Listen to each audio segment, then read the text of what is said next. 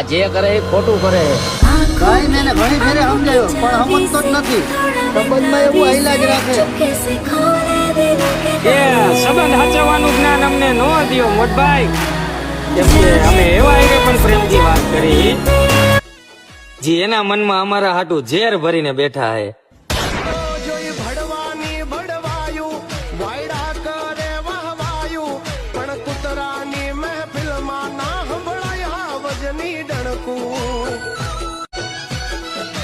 ભાઈ તું આને સમજાવ, આ જે કરે એ